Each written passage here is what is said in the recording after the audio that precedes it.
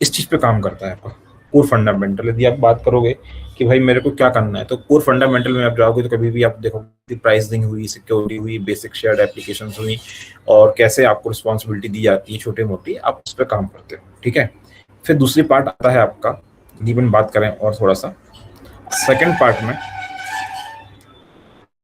ठीक है, इसमें आता है आपका आर्किटेक्ट सॉल्यूशन, आर्किटेक्ट या आर्किटेक्ट सॉल्यूशन जो होता है ना आपका, वो इस चीज के अंदर आता है सेकंड पार्ट।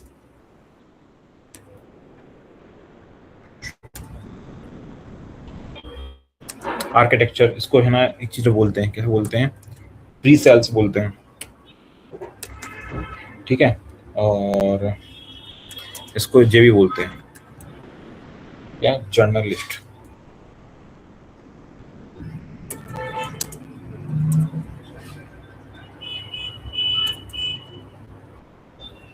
जर्नलिस्ट इंजीनियर, इसके अंदर आपकी रोल रिस्पॉन्सिबिलिटी क्या रहती है कि आपके अंदर जो अपन पढ़ते हैं इसके अंदर, तो इसके अंदर आता है आपका solution architecture.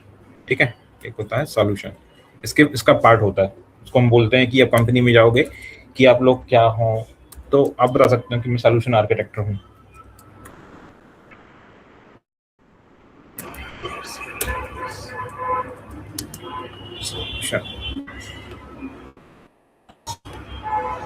Architect, solution architect. ठीक है, और ये क्या करता है, इसको एसोसिएट ट्रैक भी बोलते हैं, इसको है ना एक चीज बोलते हैं, क्या बोलते हैं, एसोसिएट ट्रैक भी बोलते हैं। कभी आप जाओगे तो एसोसिएट, जो आप अपने बताओगे कि भाई मैं ये कोर्स करने के बाद में मैं क्या करने वाला हूँ, मैं किस फील्ड में काम करता था, तो कभी कभी है ना आपसे ये चीजें पूछी जाती हैं। आपको थोड़ा सा नॉलेज होना चाहिए, क्योंकि सर्विसेज सीखने के पहले आपको पहले नंबर क्या काम है, क्या रोल रिस्पॉन्सिबिलिटी, ये बहुत इंपॉर्टेंट होता है। इसके लिए ये काफी फोकस करता है, कहीं से आपका यदि मैं बात करूं तो ये फोकस करता है आपका वेल आर्किटेक्ट,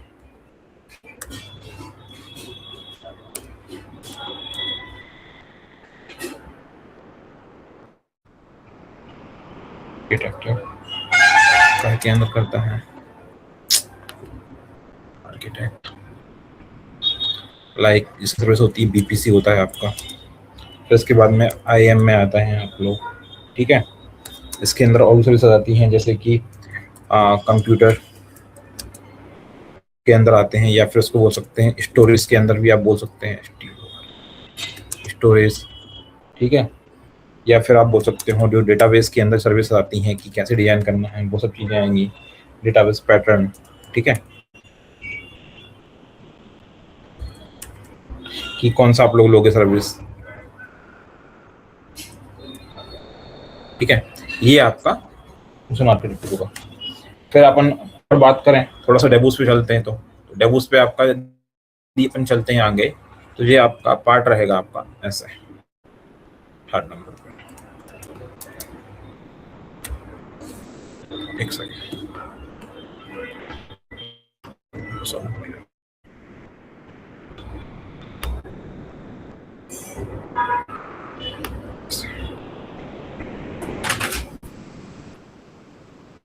इसके अंदर आता है ऑपरेशन टीम, जो आती है ना आपके, कभी आप काम करते हो कि ऑपरेशन टीम है। ठीक है, ऑपरेशन, या इसको कई जगह पे एसआरई भी बोलते हैं। ठीक है, जो कहीं कहीं कंपनी में ऑपरेशन टीम होती है, एसआरई पे काम करते हो, तो बहुत सारी चीजें आपके अंदर आती हैं इसके अंदर आपके, जो आपका रोल है। सॉरी,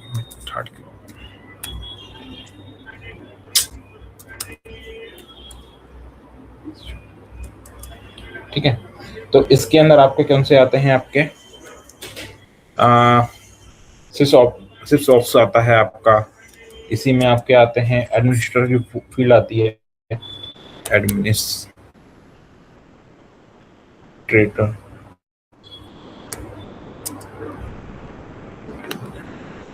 एडमिनिस्ट्रेटर पार्ट आता है। ठीक है, इनका काम क्या होता है, इनका काम होता है गाइस, जो मॉनिटरिंग होती है,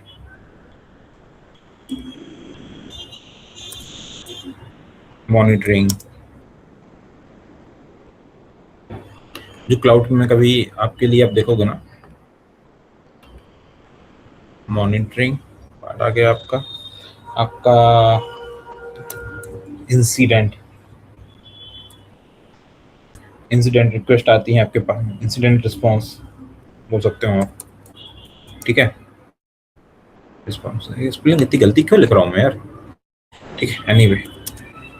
और आपका ऑटोमेशन जो होता है, मतलब कहते हैं ऑटोमेट किया हमने कुछ चीज़ें, जिसके अंदर क्लाउड के अंदर बहुत सारी चीज़ें होती हैं जिसको ऑटोमेशन करना पड़ता है, तो बहुत सारी चीज़ें आप इसके अंदर लिखेंगे।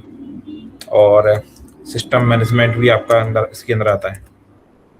ये सारी सर्विस अपन चीज़ पढ़ेंगे भाई अपन लोग, सब पूरा का पूरा जो है ना, जो अपन पढ़ने वाले हैं। मैनेजमेंट छोड़ो,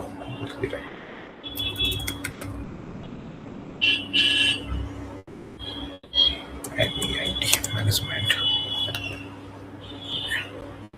ठीक है। ये सारी चीजें आएंगी आपके ऑपरेशन के अंदर। इसके बाद में यदि आप और देखोगे तो डेवलपमेंट पार्ट आता है आपका एक, ठीक है। इसके अंदर नंबर 4 पे आपका DEVELOP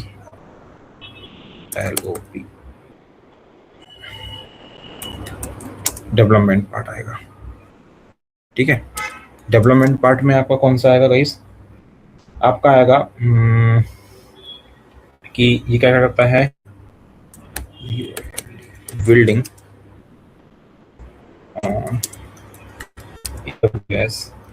SDK, ठीक है। इसके बाद event drives, DRI,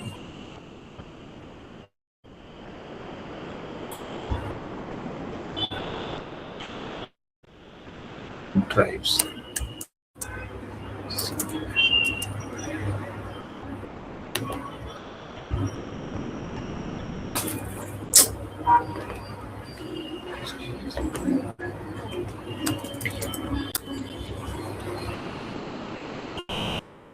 event drive लिखना, इवेंट ड्राइव्ड, ठीक है। इवेंट ड्राइव हो गया। और क्या होता है इसके अंदर, एक और होता है, और डिप्लॉयमेंट या ऑटो डिप्लॉयमेंट बोल सकते हैं, ऑटो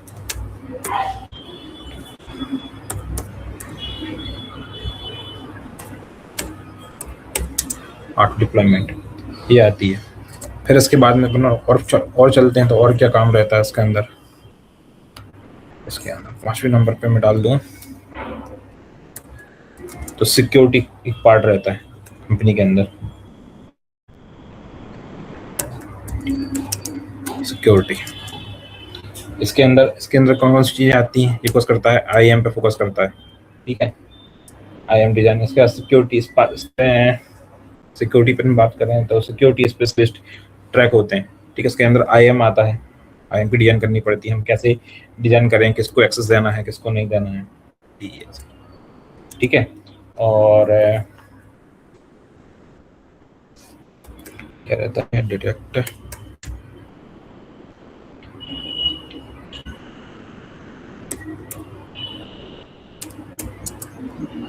डिटेक्टिव कंसोल, कंट्रोल्स, ठीक है। और इसके अंदर भी इंसिडेंट आता है,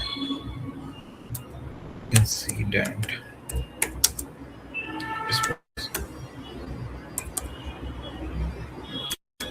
ठीक है। और KMS यानी कि इनक्रिप्ट करना है आपको डेटा, क्योंकि डेटा को सिक्योरिटी करना है, UNC,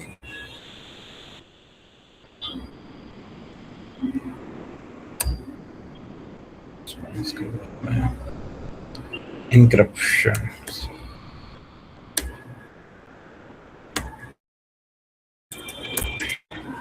या KMS बोल सकते हैं, KMS।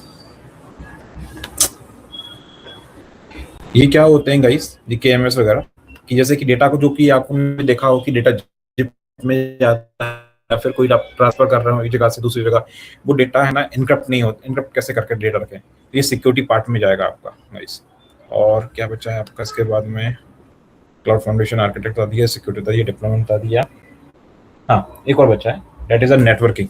ठीक है, तो ये नेटवर्किंग का पार्ट भी इसके अंदर आप क्लाउड में, ये सारी चीजें आपकी आती है, नेटवर्किंग। ठीक है, अभी आप नेटवर्किंग पढ़ने जाओगे तो नेटवर्किंग के अंदर क्या पे फोकस करता है आपको गाइस, ये जैसे कि आपका वेब होता है। हेलो, या कुछ बोल रहे क्या? किसी ने काम किया होगा नेटवर्किंग पे, लोग काम करते हैं, जैसे कि अभी तुमने काम किया नेटवर्किंग पे, राइट? यस, नेटवर्किंग में डीएनएस आईपीस। हाँ, तो इसमें नेटवर्किंग, एडवांस नेटवर्किंग में आपके आवाज सही से नहीं आ रही, क्या बोल रहा हूँ, थोड़ा सा माइक ठीक करो ना अपना, क्या थोड़ा सा माइक ठीक करो अपना, क्या बोल रहे हैं?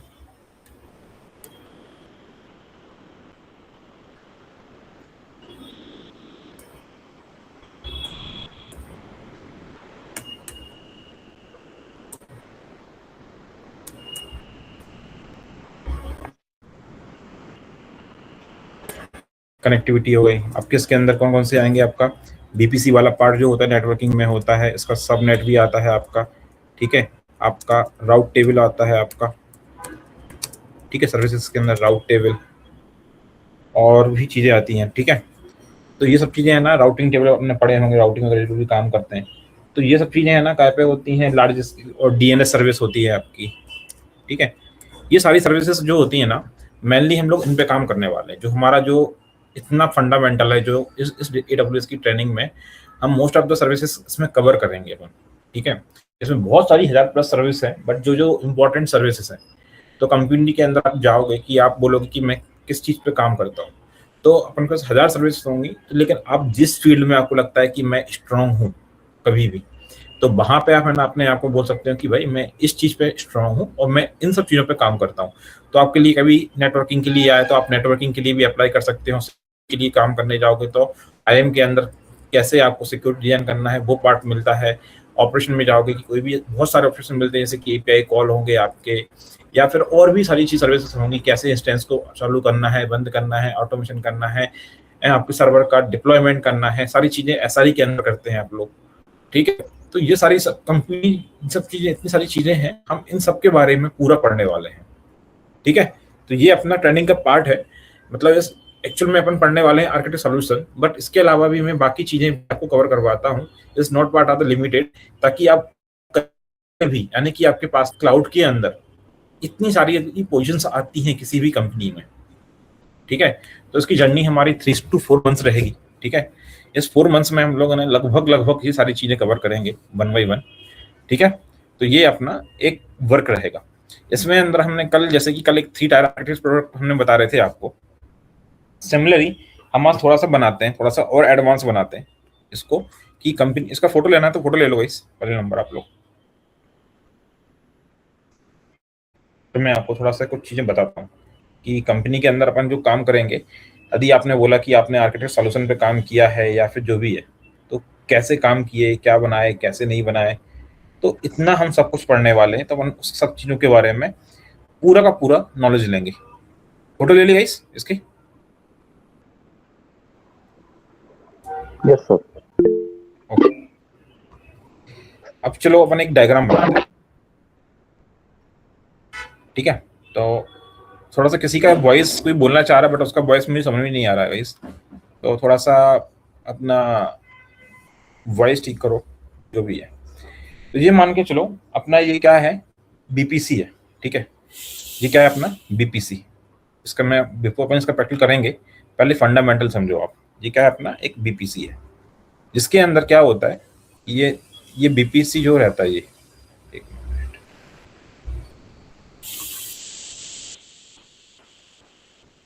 इसको, ये BPC ऐसा रहता है। इसके अंदर क्या रहता है कि आपका 3 अवेलेबिलिटी जोन रहते हैं। अभी के लिए मैं 3 नहीं बना रहा हूँ, एक ही बना रहा हूँ अवेलेबिलिटी जोन, थोड़ा सा बड़ा बना लेता हूँ। ऐसे जैसे कि अपन मुंबई रीजन में रहते हैं, गूगल में मुंबई में रहते हैं, मुंबई के बाद में अपने इंडिया में 2 AWS के सेंटर है, एक हैदराबाद में है, एक मुंबई में है। तो मुंबई में 3 अवेलेबिलिटी जोन होते हैं।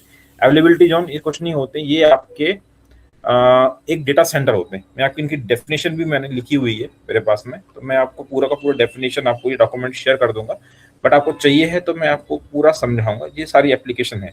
जैसे कि बीपीसी क्या हुआ, VPC is a virtual private cloud है ना। AWS use to the create secure isolated network, यानी कि जैसे कि अपन लोग कल मैंने बताया था कि हम वर्चुअलाइजेशन करते थे पहले, तो वर्चुअलाइजेशन क्या है, यही बीपीसी है। तो AWS जो बनाता है एक बीपीसी देता है कि यानी कि आपका एक मुंबई लोकेशन में जाके, मुंबई लोकेशन में जाने के बाद में एक डेटा सेंटर बना हुआ है, वहाँ पे कितनी बनी हुई, 3 डेटा सेंटर बनते हैं, वो 100 किलोमीटर की रेंज में बने रहते हैं। ठीक है, वो कहाँ बने रहते हैं, वेरी सीक्रेट रहते हैं। ठीक है, किसी को मालूम होता है तो ठीक है, बाकी वो सीक्रेट रखे जाते हैं, वो कभी पब्लिकली नहीं बताए जाते, क्योंकि वहाँ पे पूरा का पूरा डेटा, इंडिया का डेटा रखा जाता है। ठीक है, कहीं भी जो भी AWS सर्विस यूज कर रहे हैं तो बहुत बड़े बड़े रैक्स रहते हैं, वहाँ पे डेटा रखते हैं। और अवेलेबिलिटी जोन के अंदर क्या होता है, फिर बीपीसी रहता है। बट डायग्राम जब बनाते हैं हम लोग यहाँ पे, तो डायग्राम हमेशा बनाते हैं कि ऊपर लिखते हैं बीपीसी और नीचे लिखते हैं यहाँ पे अवेलेबिलिटी जोन, बल्कि एक्चुअल में अवेलेबिलिटी जोन के बाद में यहाँ पे जो एजेड होता है। ठीक है, जैसे कि AP South 1 आपका AWS ऐसा दिखता है। मैं आपको दिखाता हूँ कैसे आपको, मेरे पास में AWS का अकाउंट है क्या, एक मिनट में दिखता हूँ, फटाफट दिखाता हूँ कैसे होता है।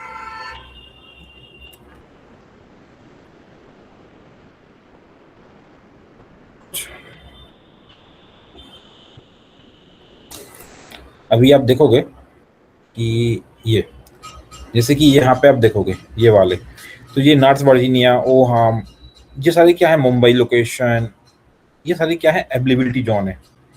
ये क्या है, आपका रीजन है, ये वाला रीजन मुंबई, और अवेलेबिलिटी जोन होगा आपका AP South 1।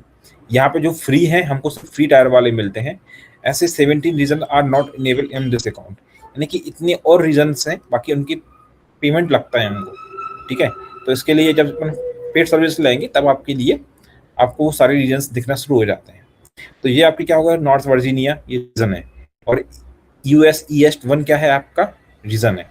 यहाँ पे आपका जो देखोगे ना, कुछ सर्विसेज होती हैं आपकी ग्लोबल, और एक होती है आपकी रीजनेबल सर्विस। जैसे कि हम सर्च करेंगे EC2, यहाँ पे मान के चलो EC2 हमने क्या किया, सर्च किया, तो यहाँ पे आपका जो वर्जन है, आपको कहाँ आना है, इसको बनाना है। मुंबई में जाना है आपको, तो मुंबई में आप यहाँ पे सेलेक्ट करोगे, तो ये आपका सर्वर है मुंबई लोकेशन पे बनना शुरू हो जाएगा, आपका मुंबई शुरू हो जाएगा।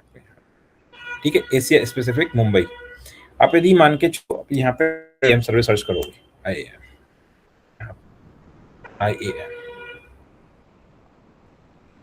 ठीक है, तो यहाँ पे क्या आ गया, ग्लोबल आ गया कि नहीं आ गया, ग्लोबल। यानी कि IAM क्या होता है, ये आपका जैसे कि यूजर्स क्रिएट करते हैं या कोई सर्विस क्रिएट करते हैं, कोई यूजर्स या टीम क्रिएट करते हैं, तो IAM is a global service. यानी कि आप कोई एक यूजर्स को एक्सेस दे रहे हो, जहां पे आप उसको क्या करोगे, आप पूरा एक्सेस देने के बाद में सर्विस का यूज कर सकते हो, दुनिया में कहीं भी बनाई हो, वो ग्लोबल सर्विस होती है। ओरिजिनल सर्विस क्या होती है, जो एक पर्टिकुलर रीजन के अंदर होती है। क्लियर, वो रीजन क्या होता है, ग्लोबल क्या होता है। यानी ग्लोबल सर्विसेज क्या होते हैं कि पूरी दुनिया में कहीं भी एक्सेस हो सकता है। जैसे कि S3 है, तो S3 जो होता है गाइस, जो S3 is accessible from the globally, but it is a reasonable service. आप देखोगे ना, तो यहाँ पे मुंबई लिखा गया है S3। IAM क्या है, आपका ग्लोबल सर्विस है। तो ये कई बार पूछ सकते हैं कि आपकी ये सर्विस है इंटरव्यू में, कि this service is a global service या रीजनेबल सर्विस। ठीक है, ये इंटरव्यू में आपसे ऐसे क्वेश्चन पूछे जाएंगे। आपसे क्वेश्चन ये पूछा जाएगा कि आप कौन सी फील्ड में काम कर सकते हैं, तो आपने को मैंने डायग्राम में बता दिए, ये पूरा आपको मैंने बताया था ऊपर, कि ये आप इसकी आपकी इस प्रोफाइल में आप काम कर सकते हैं, जो भी आपको लगता है स्ट्रांग है आपका एरिया, आप अपने हिसाब से आप इसको बताओ। Now back to the in our diagram. ठीक है, अभी हम क्या करेंगे, यहाँ पे हमने क्या बनाया, एक बीपीसी बनाया। तो बीपीसी ये बताओ कि कौन सी सर्विस होगी गाइस, ये रीजनेबल सर्विस है। ठीक है, यानी कि एक अवेलेबिलिटी जोन के अंदर हम बनाएंगे। तो जब आप कभी भी आपका कभी किसी कंपनी के अंदर मान के चलो, क्या होता है कि इसके अंदर ऐसे सिक्योरिटी ग्रुप बनते हैं, क्या बनते हैं, सिक्योरिटी ग्रुप बनते हैं, मल्टीपल आप बना सकते हैं ऐसे।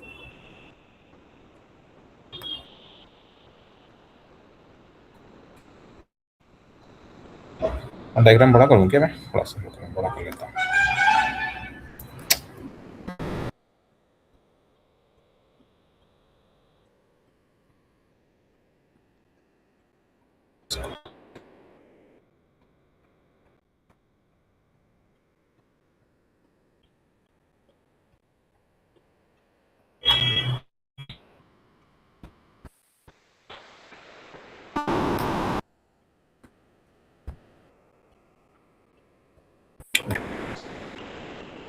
ये आपके कहलाते हैं सिक्योरिटी ग्रुप।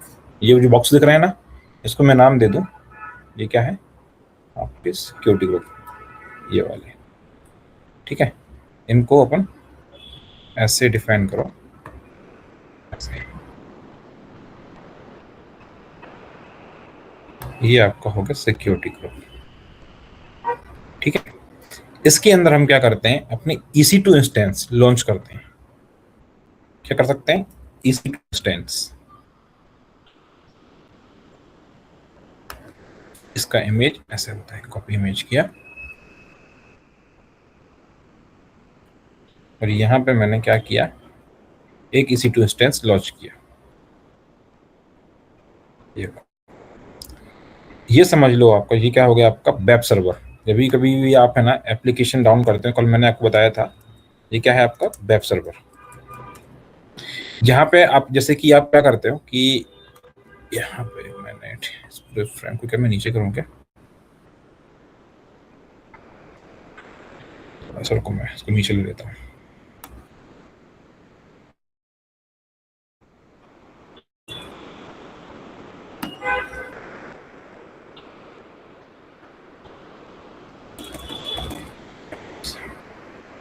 अब जो वेब सर्वर क्या होता है, जैसे कि आपने सर्च किया itjob.com करके, ये मेरी वेबसाइट है itjob.com। तो ये itjob क्या होता है कि आपकी एक रिक्वेस्ट हुई, जो कि आपने यहां से, कहां से आपने हिट की, कहां पे, मेरे सर्वर पर, ऐसे हिट होती है। तो ये सर्विस जो itjob होती है, ये किसके थ्रू आती है? तो यहाँ पे क्या होता है कि AWS में एक DNS, यहाँ पे एक IP एड्रेस होता है इसका। तो ये एक बनने, सॉरी Ctrl Z कर रहा हूँ मैं इसको, इस पे जाऊंगा मैं। इसका मान के चलो मैंने क्या किया, एक 172.167 मैंने क्या दे दिया, 0.5, ये मैंने कोई एक IP दे दी। अब ये IP के जो होता है, जो IP रहती है, जो itjob इंस्टीट्यूट है, इसको बोलते हैं डोमेन नेम सर्वर। इसके अंदर ये IP रहती है, और ये कन्वर्ट करता है, इसमें फैसिलिटी होती है, उसको बोलते हैं DNS सर्विस। यहाँ पे क्या होता है, DNS सर्वर होती है आपकी, DNS सर्विस, ठीक है। जो DNS सर्विस होती है, जो कि यहाँ से कनेक्ट होकर आपके इस वेब सर्वर पे हिट करती है। इस वेब सर्वर में क्या होता है कि सिर्फ और सिर्फ आपका जो एप्लीकेशन जो भी आप बनाओगे, उसका वेब पेज का कोड नहीं रहता इसके अंदर, कोड और डेटाबेस इसके अंदर नहीं रहते। ये आपकी वेब एप्लीकेशन होती है, जो कि आपके एप्लीकेशन सर्वर में कनेक्ट करती है। एप्लीकेशन सर्वर में आने के बाद में वो डेटाबेस में कनेक्ट करती है। कनेक्ट करने के बाद में आपके पास में जो डेटा जो कौन सा आता है, वो DNS के थ्रू, क्लाइंट के थ्रू पहुंचता है। अभी क्या होता है कि ये जो सर्विस होती है, जो वेब सर्वर होता है, ठीक है, यहाँ पे अब मेरे को वेब सर्वर जो है, यहाँ पे मुझे क्या बनाना पड़ेगा, एक एप्लीकेशन सर्वर बनाते हैं यहाँ पे, ठीक है। यहाँ पे हम बनाते हैं एक एप्लीकेशन सर्वर, इसको बोल दो ऐप सर्वर बोल दो, ठीक है। यहाँ पे जब आर्किटेक्ट बनाते हैं कभी भी सोल्यूशन, तो यहाँ पे क्या बनाएगा, वो एक ऐप सर्वर बनाएगा, जो कि आपको क्या रहेगा, आपका प्राइवेट रहेगा। और इसके बाद में यदि आपने कोई डेटा, जो भी एप्लीकेशन से जो आउटपुट होगा, कुछ भी हुआ, वो स्टोर करने के लिए, या फिर जो भी डेटा फैच करोगे उसको स्टोर करने के लिए, यहाँ पे आपका एक DB सर्वर होता है। क्या होता है? DB server. इतना समझ में आया?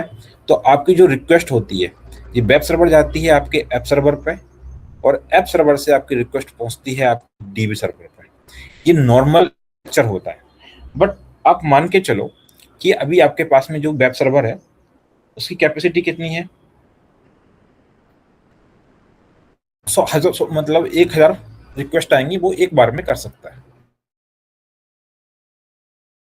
में झेल सकते हैं, जैसे कि अमेजोन है, नॉर्मल डे में समझ लो 1 लाख रिक्वेस्ट झेलता है, बट सेल आती है तब अचानक से करोड़ों लोग उसमें हिट करते हैं, तो उस सर्वर में, उसकी सिस्टम में क्या, आपका सर्वर क्या हो जाएगा, बंद हो जाएगा। तो उसके बचाने के लिए कंपनी क्या करती है, यहाँ पे ऑटो स्केलिंग लगाती है। तो ऑटो स्केलिंग लगाने के लिए तो ये क्या करेगा, तो एक वेब सर्वर और बनाएगी यहाँ पे, ठीक है। जितने जैसे रिक्वेस्ट बढ़ेगी, वहां पे आपकी सर्विस शुरू हो जाएगी। कौन सी हो जाएगी, ऑटो स्केलिंग से वो आपका सर्वर बढ़ाती जाएगी और सर्वर घटाती जाएगी, ठीक है।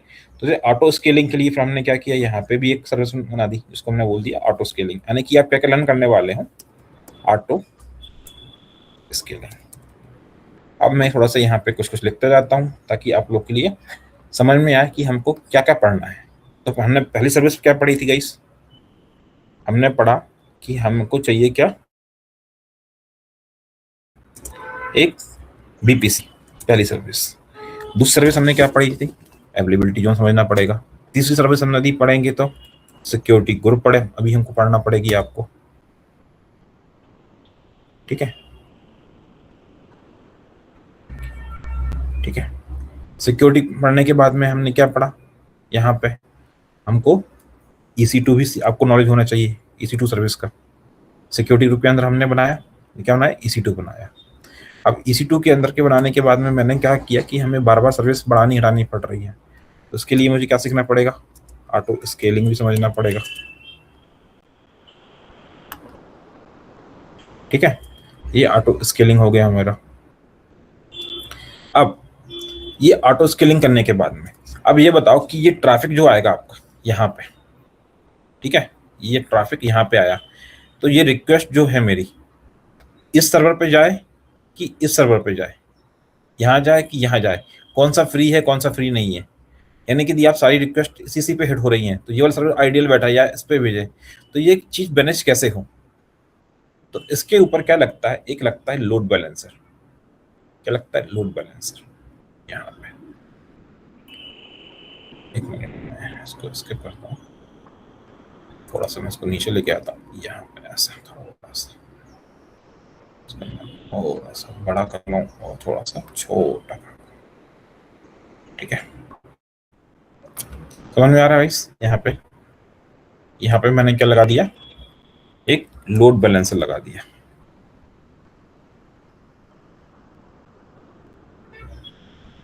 ठीक है। अब ये लोड बैलेंसर जो रिक्वेस्ट यहाँ पे आ रही थी, वो क्या करेगा, ये रिक्वेस्ट, ये वाली रिक्वेस्ट वो हिट करेगा इसको। अब ये रिक्वेस्ट आएगी कैसे, DNS ने क्या किया, यानी कि जो IT जॉब क्लाइंट रहेगा मेरा, इसके ऊपर क्लाइंट रहेगा जो भेज रहा है, IT जॉब पे हिट कर रहा है, वो क्या करेगा, लोड बैलेंसर को देगा। लोड बैलेंसर क्या करेगा कि ये सर्विस की रिक्वेस्ट है, आइदर एक बार इसको भेजेगा और दूसरी बार इसको भेजेगा, इसको भेजेगा, ठीक है। रिक्वेस्ट ऐसे भेजेंगे इसके लिए, ये यहां से, ठीक है। तो ये रिक्वेस्ट क्या हुई, उसने एक बार यहाँ पे जो लोड बैलेंसर रहेगा AP आएगा। अब ये वेब सर्वर रहेगा तो रिक्वेस्ट बार बार किसके पास में, AP में जाएगी। अब ऐप सर्वर में जाएगी तो यहाँ पे भी ऑब्वियसली बात है ट्रैफिक हाई होगा, तो यहाँ पे भी वो क्या करेगा कि एक और ऐप सर्वर बना देगा। अब इस ट्रैफिक को मैनेज करने के लिए वो क्या करेगा कि यहाँ पे भी एक लोड बैलेंसर लगा देगा नीचे।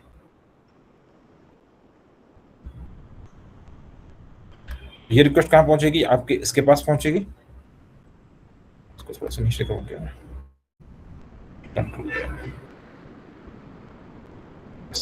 थोड़ा सा नीचे कर लेता हूँ।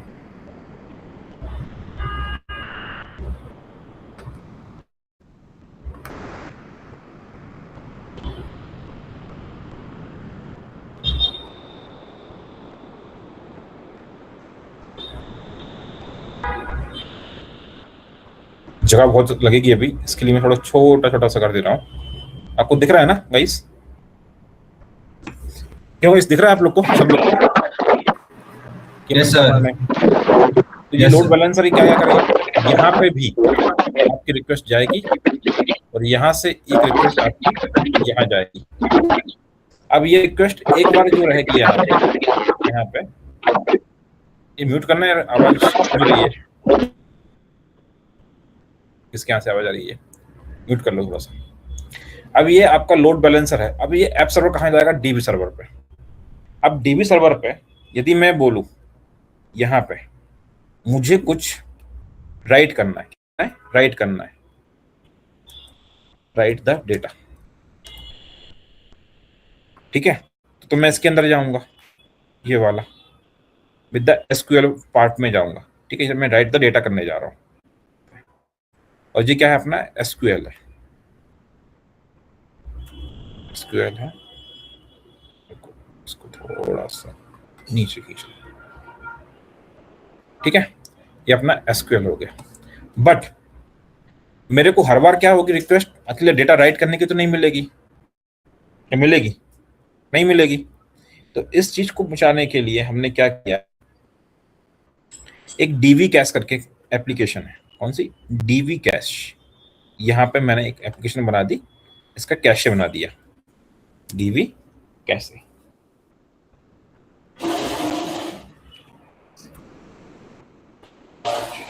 DV cache. अब मैं क्या बोलूंगा कि जब आपको राइट करना हो तो आप रिक्वेस्ट यहां लेके आओ, और यदि रीड करना हो तो आप रिक्वेस्ट यहां भेज दो। क्लियर हुआ ये चीज? इतना समझ में आया गाइस हम क्या कर रहे हैं यहाँ पे? यदि आर्किटेक्चर सॉल्यूशन आप बनाओगे तो अपन ने बीपीसी बना दिया, हमने डीबी बनाया, लेयर बना दी, और ये सब चीज बनाने के बाद में हमने क्या किया कि जो आपका डेटा है यहाँ पे कौन सा आएगा? केवल रीड डेटा आएगा। जो मुझे केवल क्या करना है? रीड करना है डेटा। तो वो क्या करेगा? यहाँ से जाके रीड डेटा करके मैंने बना दिया एक बॉक्स में, यहाँ बना देता हूँ छोटा सा बॉक्स, जो कि मैंने यहाँ पे बना दिया ऐसे, ठीक है। ये डीबी कैसे बना दिया। अभी इन सब चीजों के लिए अपन जो बना रहे हैं एसक्यूएल बना रहे हैं। मान के चलो आपके पास में फोटो है, वीडियो है, कुछ भी है, तो आप क्या करोगे? एक सर्वर और बनाओगे आप, ठीक है, यहाँ पे। अब वो सर्वर बनाओगे आप, तो वो कौन सा सर्वर होगा? जैसे कि डायनामोडीबी हमने बना दिया। कौन सा बना दिया? डायनामोडीबी। इसको अपन नाम दे दो, या इसको बोलते हैं नो एस, जो एसक्यूएल था ये नो एसक्यूएल है, ठीक है। और इसके लिए मैं यहां बना दिया, इसको नाम दे दिया क्या? डायनामोडीबी। तो अपन ने क्या,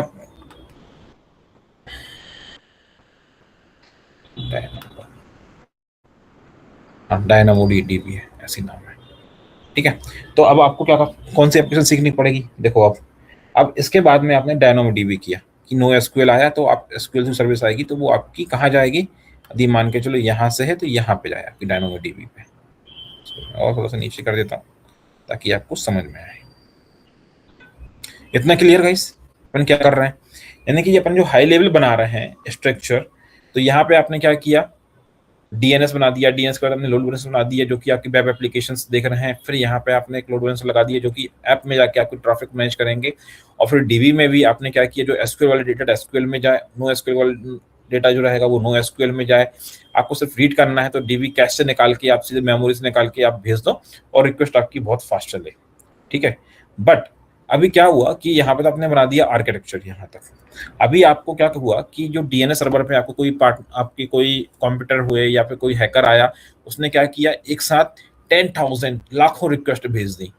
तो उस रिक्वेस्ट को बचाने के लिए यानी कि आपको क्या करना पड़ेगा कि मान के चलो आपका एप्लीकेशन है, ये कैसा है? पे ऐसा यूज है, तो यहाँ पे आपको एक एप्लीकेशन और लगानी पड़ेगी, उसको बोलते हैं वैफ, ठीक है। तो ये वैफ क्या करता है कि जो अनएथोराइज्ड जो आपके जो एक्सेस हैं, किसको अलाउ करना है, किसको अलाउ नहीं करना है, ये अलाउ और डिनाई पे काम करता है।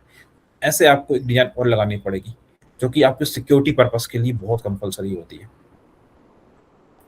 ठीक है। जो आपको बताएगा कि भाई आपकी सर्वर पे जो हेड करने वाला है वो सही बंदा है कि नहीं है, कि अनएथोराइज्ड एक्सेस है, नहीं तो आपको क्या होगा? जबरदस्ती का आपका बिल आ जाएगा बहुत सारा।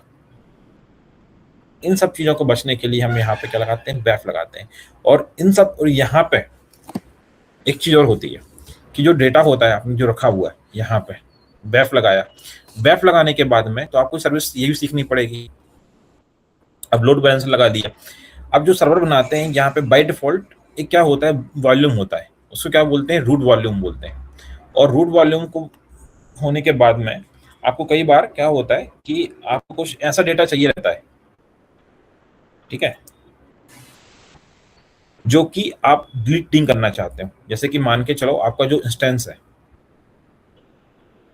ऐसे इमेज, इसकी मैं कहाँ ले लूँ इमेज, ईबीएस वाली इमेज में चलते हैं,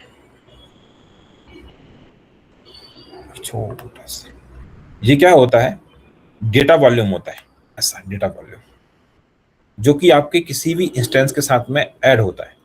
अब इसमें क्या होता है, जैसे कि आपने जो एप्लीकेशन है यहाँ पे स्टोर किया आपने कहीं पे भी, तो उसमें ऑपरेटिंग सिस्टम होता है, आपने कोई सॉफ्टवेयर इंस्टॉल किए होंगे, कुछ डेटा रखा होगा जो कि बहुत इंपॉर्टेंट डेटा है। यदि मान के चलो आपका जो सर्वर है ये वाला वेब सर्वर पूरा डाउन हो जाए, आपने जो भी कॉन्फ़िगरेशन किया कुछ भी किया, तो आपने यदि रूट वॉल्यूम पे कर दिया, ठीक है, रूट वॉल्यूम पे किया और उसका कॉपी नहीं बना के रखा, या कुछ इंपॉर्टेंट डेटा फाइल्स हैं जो कि आपको रिक्वायर्ड है किसी भी सर्वर को रन करने के लिए, यदि बंद हो गए तो आपको क्या करना पड़ेगा, दोबारा इंस्टॉल करना पड़ेगा। तो उन सब चीज़ों को बचने के लिए क्या करते हैं कि ईबीएस वॉल्यूम ऐड करते हैं यहाँ पे, ईबीएस वॉल्यूम। इसके अंदर ये काइंड ऑफ आपका जैसे कि हार्ड ड्राइव होता है ना, हार्ड ड्राइव, पेन ड्राइव जहाँ लगाते हो कंप्यूटर पे, तो वैसा ही एडब्ल्यूएस के अंदर एक सर्विस होती है that is called the EVS service, जो आपकी आप कभी भी आप है ना डिलीट करोगे कोई इंस्टेंस ना, तो ये डेटा बचा रहता है आपका, ठीक है। इसको बोलते हैं पर्सिस्टेंट डेटा, जो आपकी हमेशा बचा रहेगा, आपका कभी डिलीट नहीं होगा जब तक कि आप ना चाहो। और जैसे डिलीट हुआ आपका कोई सर्विस इंस्टेंस, आप उसमें करो और इसको क्या कर सकते हैं, आप अटैच कर सकते हो इस दूसरे इंस्टेंस के साथ में, या फिर नई मशीन बनाओगे तो आपको कुछ नहीं करना पड़ेगा, ये डेटा उठाओगे उसको अटैच कर दोगे, सॉफ्टवेयर थे इंस्टॉल थे आप कर सकते हो, और एक ईवीएस वॉल्यूम से आप मल्टीपल इंस्टेंस में आप उसको अटैच कर सकते हैं। क्लियर हुआ यहाँ तक गाइस? कोई दिक्कत कि हमने क्या क्या पढ़ना है अभी तक? इतना तो अपन यदि बात करेंगे तो अपन ने क्या सीख लिया, ऑटो स्केलिंग सीख लिया, फिर इसके बाद में अपन ने EC2 सीख लिया, सीखना पड़ेगा आपको। फिर आपको अपन नंबर 6 पे चलते हैं, तो हमको लोड बैलेंसर एक हमको ये सीखना पड़ेगा, ठीक है। सर्विस हमको ईवीएस सीखना पड़ेगी। हम डेटाबेस के लिए RDS का एक सर्विस होती है, ठीक है। इसके अंदर SQL जो भी आपको सीखना है, आप वो सब इतनी सर्विस का आपको नॉलेज होना चाहिए। देखिए आपको कितना सारा आपको नॉलेज चाहिए रहता है। फिर इसके बाद में आपको यहाँ पे ऊपर जो सर्विस है DNS सर्विस का यूज करना चाहिए। इसके अंदर AWS के अंदर होता है राउट 53, इसकी सर्विस का नाम है, ठीक है, DNS सर्विस का नाम।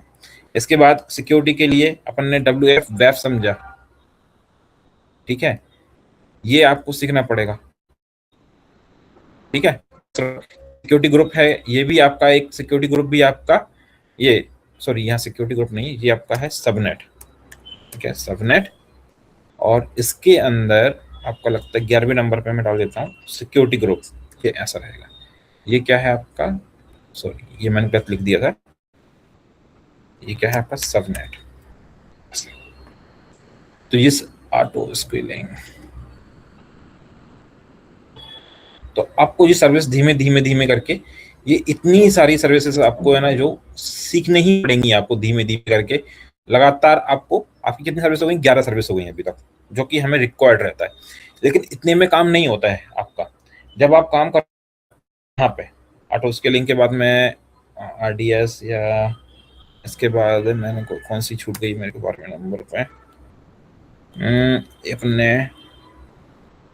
डायनामो DB भी सीखो आप, ठीक है।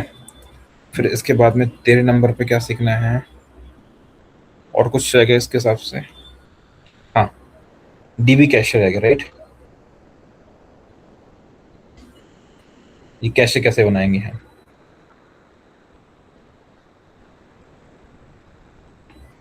नंबर पे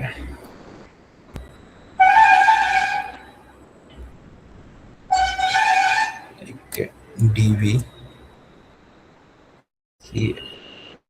CH, इस सर्वर को भी आपको सीखना पड़ेगा। ठीक है, ये इतना अपना हो गया। अब बात करते हैं कि अब ये सब चीजें तो हो गई आपकी, इतनी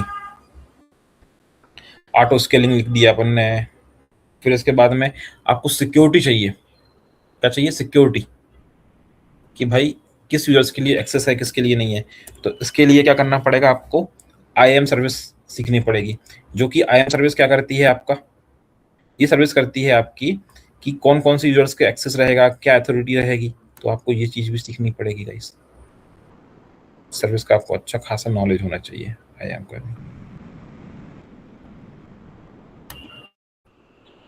ठीक है, अब IAM करने के बाद में कभी आपका क्या होता है कि सर्वर जी क्या हो जाए, आपको उसका बैकअप चाहिए। तो एक AMI करके सर्विस होती है जो कि आपकी इमेज को बनाती रखती है। आपको ये सर्विस का भी अच्छा खासा नॉलेज होना चाहिए। कंपनी जो होती है ना, आपसे पूछेगी कि आपको ये काम किया है कि नहीं किया है, तो बोलो कि यस मैंने काम किया, मेरे को नॉलेज है इस सर्विस का भी। ठीक है, IAM नॉलेज, इसका भी आपको अच्छा खासा नॉलेज होना चाहिए थोड़ा सा। ठीक, IAM सर्वर का भी आपको नॉलेज होना चाहिए। अब इसके बाद में और क्या पढ़ना है आपको? ठीक है, तो ये सर्विस मैंने ऐड करते जाते हैं जो कि हमें पढ़ना पड़ेंगी। एक हो गया IAM पढ़ लिया हमने, इसके बाद AMI सर्विस भी हम पढ़ेंगे। ठीक है, और इसके बाद में जैसे कि आपने सर्विस पूरी कर दी, अब आपके सर्वर पे कोई इवेंट हो रहा है।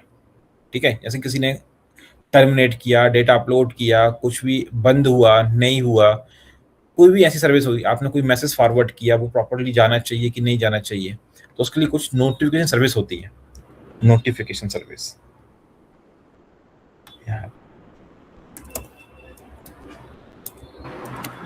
सर उसके लिए डायनाट्रिस भी यूज करते हैं इवेंट व्यू लॉग्स के लिए? नहीं, वो आपको टूल है अलग है, बट यहाँ पे AWS में दूसरे सर्विस है। हाँ हाँ, ठीक है, तो इसमें एक होता है SES, यानी कि हेलो, एक SES होता है, एक होता है SQS होता है, और एक होता है SNS। ठीक है, ये सर्विसेज होती हैं। ठीक है, इनके बारे में मैं आपको बताता हूँ। चलो सर्विस के बारे में, जैसे तो मैंने ऑलरेडी आपको बता दिया कि EC2 वगैरह जो भी है, DNS सर्विस, इसके बारे में, BAF के बारे में बता दिया। Load balancer, auto scaling. हाँ, ये क्या होता है? SES, simple email service. जैसे कि आपने कोई अलर्ट भेजा, कोई भी इवेंट हुआ, ठीक है, तो वो आपके लिए है ना मेल आते होंगे। जैसे कि आप देखते होंगे रियल टाइम में, आप काम करते होंगे, कोई जॉब फेल हो गई, पेजर रूट यूज करते हैं हम उसके हाँ, लिए। तो मेल आता है कि नहीं आता? जैसे कि आपका सर्वर की CPU यूटिलाइजेशन हाई हो जाए, ठीक है, या मेमोरी यूटिलाइजेशन हाई हो जाए, तो हर कंपनी के बहुत सारे आउटर टूल है। तो ये SES करके जो होता है सर्विस, ये कौन सी होती है सर्विस? AWS की सर्विस है। जैसे तुम डायनाट्रिस जो यूज बोल रहे हो ना, तो वो भी एक सर्विस है, बट वो थर्ड पार्टी। मैं AWS के बारे में बता रहा हूँ, वही काम जो डायनाट्रिस करता है, या बाकी ग्राफाना में आप सेट कर सकते हो, बहुत सारी सर्विसेज होती हैं। तो वो चीज यहाँ पे SES करती है आपके लिए। क्लियर हुआ जी आपका? और SNS क्या करती है? जैसे कि सिंपल नोटिफिकेशन सर्विस। कई बार आप सेट कर सकते हो कि कुछ कंपनियों में आप लोग काम करते होगे कि मैसेज आ गया कि ये चीज इवेंट हो गया, ये नहीं हुआ, तो आप मोबाइल पे नोटिफिकेशन भी भेज सकते हो। ठीक है, उसको बोलते हैं SNS। आपके पास में ऑप्शन है कि मोबाइल पे भेजना है, मेल पे भेजना है, या कोई पॉपअप आना चाहिए, कहीं पे भी बहुत सारे ऑप्शंस होते हैं। ठीक है, क्या एक्शन लेना है, तो ये सारी चीजें होंगी ना, SNS के अंदर आती हैं। और SQS क्या होता है कि मान के चलो, आपको एग्जाम्पल बताऊं सबसे अच्छा, कि ये मैसेजिंग सर्विस होती है। कैसी? कि जैसे आप लोग कई बार व्हाट्सएप पे रहते हो, आप लोगों ने व्हाट्सएप पे मैसेज भेजा, ठीक है, तो कभी देखते हो ना सिंगल टिक आता है, डबल टिक होता है, रीड किया है कि नहीं किया है सामने वाले ने। ये कैसे मालूम चलता? हम लोग देखते हैं कि एक सिंगल टिक है, सिंगल नहीं है, भेजा है नहीं भेजा है, नेटवर्क इशू हो सकता है। तो ये SQS सर्विस होती है, यानी क्यू में रखता है, यानी कि आपके लिए बार बार चेक करता रहता है। जैसे कि आप अभी नेटवर्क में नहीं हो और कोई आपके लिए मैसेज किया व्हाट्सएप पे, जैसे आप नेटवर्क में आते हैं, फटाफट आपके लिए बहुत सारे मैसेज आना शुरू हो जाते हैं। या फिर कोई आपको ट्राई कर रहा है फोन करने का, आपका नेटवर्क में नहीं है आप, तो आपसे मोबाइल पे एक मैसेज आता है ना कि भाई मेरे को यार कोई बंदा ट्राई कर रहा था, I am getting call this number, someone trying to call this number. ऐसा आता है कि नहीं आता है रियल टाइम में आपको भी? हाँ ना, तो बोलो। यस यस या यस सर, यस। तो वही सर्विस जो होता है SQS के थ्रू होता है। ठीक है, कि हम सब प्रैक्टिकल करके दिखाएंगे आपको सारी चीज़ों का, हम पढ़ेंगे कि जो अपन सर्विस पढ़ने वाले हैं कि आखिर अपन को जो सर्विस चाहिए है, नोटिफिकेशन चाहिए, किसी को व्हाट्सएप पे मैसेज भेज दिया, कैसे मैसेज पहुंच रहा है, कैसे क्यू पे काम करता है, कितने टाइम तक का भेजना है आपको, आपको बार बार 100 बार 50 बार उसकी लाइफ टाइम कितने तक भेजना है, कि आपको मैसेज कई बार ऐसा होता है कि आप इतनी बार ट्राई करते हैं लेकिन आप नेटवर्क में नहीं है, तो वो मैसेज को क्या करते हैं, डैड में डाल देते हैं कि यार बंद करो भेजना। ठीक है, तो ये सारी सर्विसेज काय के अंदर आएंगी, आपकी एसक्यूएस के अंदर आएंगी। क्लियर हुआ गाइस यहाँ तक? तो ये सर्विस जो हम पढ़ेंगे एसक्यूएस की, ये सब चीजें, तो ये सब नोटिफिकेशन वगैरह जो हम पढ़ने वाले हैं तो यहाँ पे, तो ये पूरा का पूरा नोटिफिकेशन यहाँ पे आएगा आपको। क्लियर हुआ गाइस कि नोटिफिकेशन सर्विस के लिए हमको ये सब चीजें भी सीखनी पड़ेंगी, तो अपन इनको भी सीखेंगे इस क्लाउड अपने इसमें सिस्टम में, एसएनएस, एसक्यू, एसईएस। क्लियर? देखो इनकी डेफिनेशन भी मैंने लिखी है, मैं आपको दे दूंगा जी, सब कुछ मेरे पास में है पूरा। देखो जैसे कि एस बनने का एसएनएस, तो simple notification service sending the notification, it used to send the message of multiple user आ सर्विस। जैसे कि आप देखते हो ना कि मैं आपको एग्जांपल बताऊं कि आप कोई ऐप डाउनलोड करते हो मोबाइल पे, कि कौन सी जोमेटो की कर लो, या फिर जेप्टो की कर लो, या फिर कोई भी अमेजोन की कर लो, तो आपको बार बार एक मैसेज या डिवाइस की कोई भी बंद भेजते हैं, तो आपके पास में एक मैसेज आता है कि ये ऑफर इज गोइंग ऑन, इस पे इतना ऑफर है, इतनी छुट्टी है, छूट मिल रही है। वो कैसे आती है? तो ये लोग क्या करते हैं कि आपके एसएनएस में आपके मोबाइल नंबर सबको डाल देते हैं स्टोरेज करके, और वो क्या करते हैं, फॉरवर्ड कर देते हैं एक साथ सभी को। आपको इधर मेल भी आते होंगे, कहीं भी आप देखो कि प्रमोशन मेल पे आप जाते हो ना, कि बहुत सारे प्रमोशन मेल आते हैं। कैसे आते हैं? वो इन्हीं सर्विसेज से आते हैं आपके पास में, कि आप कंटिन्यूअसली आप उनको अलाउ कर रहे हो, जिनके थ्रू आप अलाउ करने के बाद में आपको मैसेज कंटिन्यूअसली आने लगते हैं, और वो हम जाने अनजाने में है ना उनको परमिशन देते हैं। जैसे कि आप लोग कभी भी कोई ऐप डाउनलोड करते हैं तो कुछ बोलते हैं कि अलाउ अलाउ करके ये अलाउ करो आप लोग, तो यानी कि आप उनको सब्सक्राइब कर रहे हो। आप उनको सब्सक्राइब करने के बाद में क्या होता है कि वो आपको मैसेज करके भेजेंगे आपको, और कभी आपको जो प्रमोशन वाले मेल हैं उनको आप नीचे देखना कि सब्सक्राइब और अनसब्सक्राइब का एक ऑप्शन आता है। यदि आपको अनसब्सक्राइब कर दोगे तो वो मैसेज आना आपको बंद हो जाएंगे। क्लियर यहाँ तक कि हमें क्या क्या पढ़ने वाले हैं यहाँ पे? हाँ ठीक है। आप किसी का ये नेटवर्क खराब है, थोड़ा सा नेटवर्क थोड़ा ठीक करके आना अपना यार, थोड़ा सा दोस्त यार, क्योंकि बात कम्युनिकेशन के लिए ना थोड़ा सा अच्छा रहता है कि कहीं पे भी आप करोगे। अभी आपको क्या पढ़ना है मैं उसकी बात कर रहा हूँ। अब बात करते हैं क्लाउड वॉच की। अभी आपने जो सर्विस आपने बना दी है, नोटिफिकेशन कर दी, सब कुछ कर दिया, तो एक सर्विस और लगती है आपको, कौन सी? CloudWatch. अब क्लाउड वॉच क्या करता है आपका? ऐसे जो क्लाउड वॉच होता है ना, जो कोई सर्वर है, इंस्टेंस है आपके ये वाले, ये सर्वर ऐसे कोई भी सर्विस होंगे, तो उनमें चेक करता है कि आपका नोटिफिकेशन जो है कि उनकी लॉग चेक कैसे करेंगे हम, कैसे हम उनका log monitoring, CPU utilisation, memory utilisation, उनके लॉग क्या इवेंट हुए, जो भी इवेंट होंगे वो सारे के सारे हम कैसे चेक करेंगे? क्लाउड वॉच के थ्रू करते हैं। ठीक है, इसके बाद एक सर्विस और होती है, इसके बोलते हैं क्लाउड फॉर्मेशंस। अब क्लाउड फॉर्मेशन क्या होती है कि an Amazon EC2 infrastructure as a code, इसको बोलते हैं infrastructure as a code, automate the provision the configuration and management EC2 instance like the BPC and related these resource। ठीक है, ML time.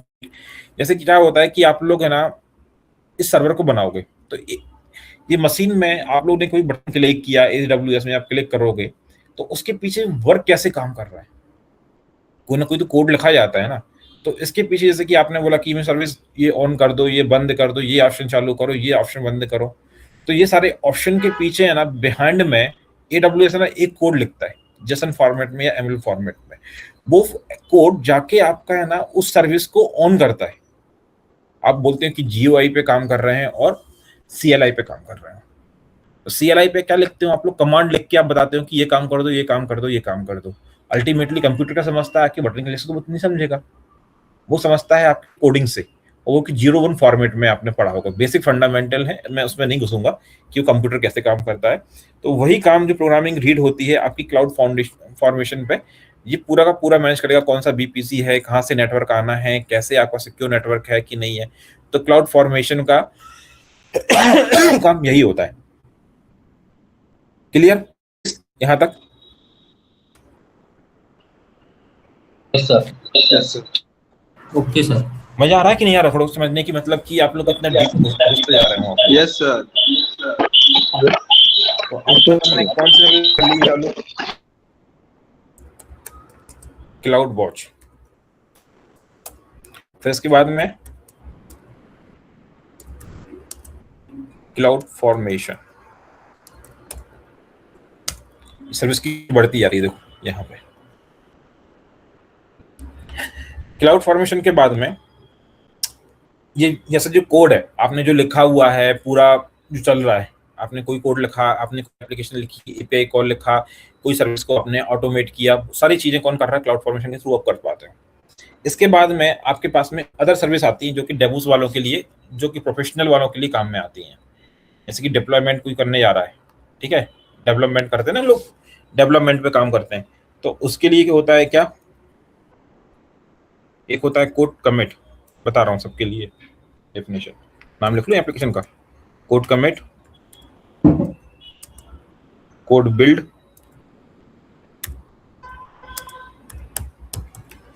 Code build, code deploy,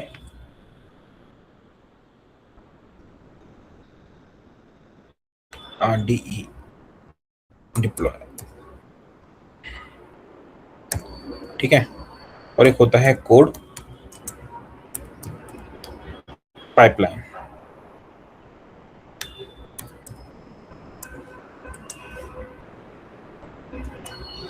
ठीक है, अब ये सारी चारों सर्विस हैं, अब इनको भी सीखने वाले हैं, सीखेंगे। मतलब ये सब चीजें आपको ऑप्शनल हैं, ये एक्चुअल में आपके लिए कब काम में आती है? जो डेवलपमेंट में आप कोई कोर्स करते हैं, डेवलपर लोग काम करते हैं, इन पे फोकस नहीं करना है आपको, बट आपको नॉलेज होना चाहिए। मैं आपको नॉलेज दिखा दूंगा, इसमें कोडिंग वगैरह इंपॉर्टेंट होती है, तो मैं कोडिंग वगैरह पर नहीं जाएंगे। ये इंटरनली काम कैसे होती हैं, हम इन सब के बारे में जब आप डेवोस पढ़ते हो ना, तब आपके लिए ये सब चीज़ें इंपॉर्टेंट होती हैं, ठीक है। बट अभी अपन नहीं पढ़ेंगे मैन, बट ये सर्विसेज आपका नॉलेज होना चाहिए कि पूछेगा कोड कमिट क्या होता है, कोड बिल्ड क्या होता है, कोड डिप्लॉय क्या होता है, कोड पाइपलाइन क्या होता है, ठीक है। आपको ये काम नहीं करना है ऐसा आर्किटेक्चर सॉल्यूशन के लिए, बट आपको ऐसा डेवलपमेंट टीम के साथ में ये कीवर्ड्स आपको अच्छे से आना चाहिए। Now we need to understand क्यों हमें इंपॉर्टेंट होते हैं। अब जैसे कि हम बात करेंगे कोड कमिट, तो ये कोड कमिट क्या करता है? In control the service. देखो, code commit is AWS source control service is used to the store, manage the code and securely to the build, ठीक है। जैसे कि मैंने कहा कि इसकी आपका जो कोड लिखते हैं इसे अपन यूज करते हैं, वर्जनिंग होती है आपकी। जैसे कि अपने पूरा कोड लिखते हैं तो गिट में गिट होता है ना, गिट में क्या करता है? पूरा वर्जन रखता है, पूरा कोड रखता है, कहाँ से डिप्लॉय करना है, कैसे करना है, या फिर आप समझ लो जो भी आपने बटन लिखे, बटन क्लिक किए थे आपने, तो उनका पूरा का पूरा डेटा जो होता है, पूरा एक प्रोग्राम लिखा जाता है, वो कैसे बिल्ड हो रहा है, ठीक है। कोड कमिटी जाके पूरा ट्रैक रखेगा, वहां पे पूरा की पूरी इन्फॉर्मेशन रखेगा, ठीक है। कौन कौन से वर्जन है आपने जो अपडेट किए हैं, वो सारी इन्फॉर्मेशन जो रहेगी वो कोड कमिट के अंदर रहेगी, ठीक है। अब कोड बिल्ड क्या होता है? Code build in AWS service used to the complete test the code, compile and test. Compile means यानी कि आपने जो कोड लिखा हुआ है, जैसे कि कभी आप है ना, अभी मैं आपको जब पढ़ाऊंगा सर्विस में, तो कई बार AWS में आप है ना CLI के थ्रू यहाँ पे वहाँ पे टेम्पलेट में कोई सर्विस ऐड करनी है, कोई नहीं करनी है, तो वो चेक करता है AWS ऑटोमेटिकली कि आपका सेंटेंस गलत तो नहीं लिखा आपने कि नहीं है। तो वो कंपाइलिंग जो अपन पढ़ते ना, कोई सी प्रोग्राम अपन स्कूल में पढ़ते थे, पहले सीधा सी प्रोग्राम डाला, फिर हमने कोड लिखा, फिर बाद में कंपाइल होता था, तो एरर नहीं आती थी, बाद में आती थी, कंपाइल एरर करके आती थी, कॉलेज टाइम में आपने पढ़ा होगा। तो वही चीज यहाँ पे AWS के अंदर कोड बिल्ड करके आने, जो कि रन टाइम में आपने जो भी आपने CLI में कमांड लिखोगे तो वो इमीडिएटली आपको देगा। कोई यदि सिंटैक्स यदि एरर हुआ, आपने स्ट्रक्ट नहीं लगाया, डबल कोड नहीं लगाया, तो ये वहां पे काम करता है, ठीक है।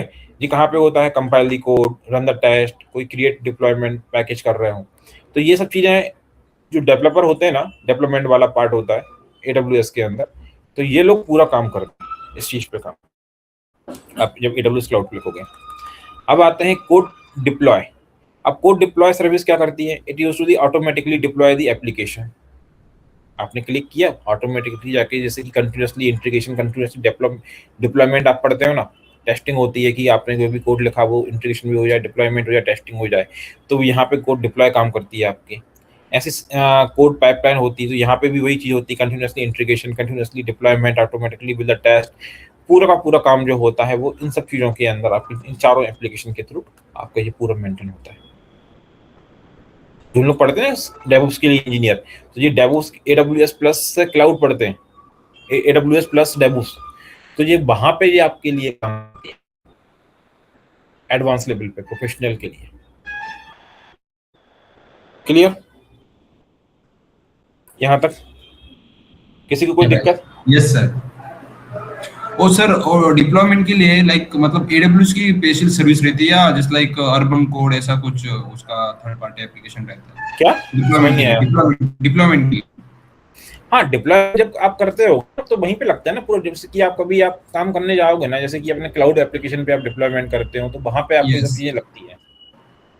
तो लोग डेवऑप्स से करते हैं ना कि देखो बहुत सारी सर्विसेज हैं। देखो आपको क्लाउड के थ्रू करना है, देखो जैसे कि अपन बोले कि कोई वेबसाइट बनानी है आपको, ठीक है, तो वेबसाइट ऑप्शन क्या होता है कि AWS ऑप्शन देता है कि आइदर आप मेरी सर्विस ले लो, ठीक है, या फिर आप बाहर से कोई पैकेज लेके जा रहे हैं, ठीक है। जैसे कि आपने क्या बनाया, कोई वेबसाइट बनाई, कहाँ पे कोई वेबसाइट बनाई, ठीक है, और आपको होस्ट करनी है कहाँ पे, क्लाउड पे, बट उसका जो DNS नंबर है, ठीक है, आपको क्लाउड का राउट 53 देता है कि मैं दे रहा हूँ, बट आपको लगता है कि यार राउट 53 महंगा लग रहा है मेरे को कोई बाहर से कोई और कंपनी है वो सस्ता दे रही है, जैसे कि GoDaddy है, ठीक है, बोले कि मैं सस्ता दे रही है, तो वहां पे जाके आप GoDaddy के आप क्लाउड में जाके कॉन्फ़िगरेशन कर सकते हो आप।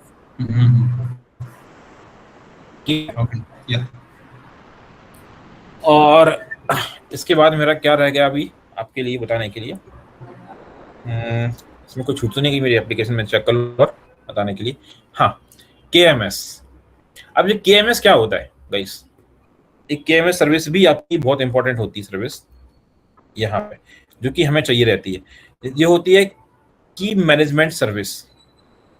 आप कभी भी कोई इंस्टेंस या सर्विस आप लॉन्च करोगे ना, ठीक है, तो वहां पे डेटा को इंटरप्ट करना, कि आपको सर्वर हैक ना कर ले, सारी चीजें वहां पे आपका KMS आपको इंपॉर्टेंट करता है कि डेटा को कहीं आप ट्रांसफर कर रहे हो, रख रहे हो, स्टोर कर रहे हो, तो डेटा को इंटरप्ट करने के लिए, या फिर आपका कोई की मैनेजमेंट, यानी कि कोई पासवर्ड जो होता है ना, पासवर्ड, तो यहाँ पे इसकी सर्विस होती है KMS, ठीक है। तो KMS सर्विस के थ्रू आप लोग इस चीज को कर सकते हो। क्लियर यहाँ पे? और एक चीज, अब जैसे कि आप, एक होती है AMS, कौन सी होती है, सॉरी ACM, एक सर्विस होती है ACM करके बोलते हैं, एक सर्विस होती है ACM करके। अब ACM सर्विस कहाँ पे काम होती है? ये सर्विस होती है आपकी यहाँ पे, जैसे कि आप ये IT जब डालोगे ना, अभी ऐसे डालोगे तो कैसा आता है कि http:// www.itjob.com। अभी ये क्या हुआ कि ये HTTP है, बट ये सिक्योर नहीं होती है, तो उसको सिक्योर बनाने के लिए आपको करना पड़ता है HTTPS, ठीक है, ऐसे www.itjob.com करके ऐसे कुछ आप देखते हो। जैसे कहीं कोई सर्विस ओपन करोगे ना, देखो यहाँ पे गूगल की है, तो ये देखो HTTPS दिख रहा है, ये HTTPS, ये देखो। तो इन सब चीजों के लिए क्या होता है, सर्टिफिकेट लगते हैं। वो कौन से सर्टिफिकेट होते हैं आपके? वो आपके सर्टिफिकेट होते हैं SSL सर्टिफिकेट, ठीक है, TLS सर्टिफिकेट। कभी भी आप कोई सॉफ्टवेयर देते हो ना, तो AWS भी है ना अपने अंदर सर्टिफिकेट देता है कि आप मेरे यहाँ पे सर्विस है ACM करके, AWS सर्टिफाइड मैनेजमेंट, ठीक है, जो कि आपकी वेबसाइट को कहीं किसी भी चीज के लिए सिक्योर बनाने के लिए, ठीक है, आपको सर्टिफिकेट लेना पड़ेगा। आप सब लोग काम करे होंगे, सबने कहीं पढ़ा होगा SSL सर्टिफिकेट रिक्वायर्ड रहता है, उसके बिना कोई वेबसाइट चालू ही नहीं होती। पढ़ा है कि नहीं पढ़ा है? कहीं ना कहीं आप लोग देखते होगे, ये अपने काम किया है production। Yes sir, yes Yes. Sir. और द प्रोडक्शन लाइक सर्वर, उसके सर्विसेज के लिए वल्नरेबिलिटी और एसएसएल सर्टिफिकेट्स हाँ, हम चेक करते हैं, ये सब रिन्यू चीजें कहाँ करना से पड़ता होती हैं? है। आपकी एम से होती है यहाँ यस पे यस, AWS में। राइट, ठीक है, ये यस। इतनी इंपॉर्टेंट सर्विसेज हैं आपकी जो कि आपको लगती रहती हैं आपको। तो अपन थोड़ा सा डायग्राम पे चलते हैं अपने। आ गया डायग्राम मेरा, ये अभी अपन ने कोड पाइपलाइन लिख लिया, तो अपन को एक सर्विस और पढ़नी पड़ेगी। कौन सी? EMS सर्विस का भी नॉलेज होना चाहिए आपको, ACM सर्विस का भी आपको नॉलेज होना चाहिए। क्लियर हुआ यहाँ तक? किसी को कोई डाउट? ठीक है, नो सर, ऑल गुड। अब इसके बाद में मैं आपको बताऊं और आगे। अभी आप क्या करते हैं, जैसे कि आपका जो वेब सर्वर होता है, ठीक है,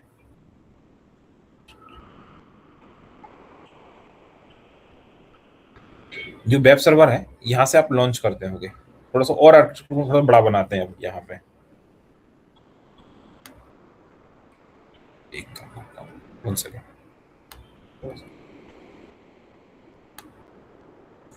इस आर्किटेक्ट सोल्यूशन के लिए अपन आगे बढ़ाते हैं थोड़ा सा। इसके अंदर एक सर्विस होती है,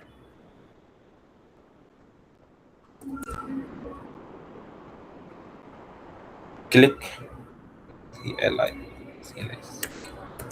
क्लिक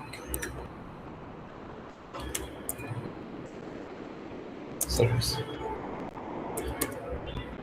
एक क्लिक सर्विस, क्रिस नाम की एक सर्विस होती है।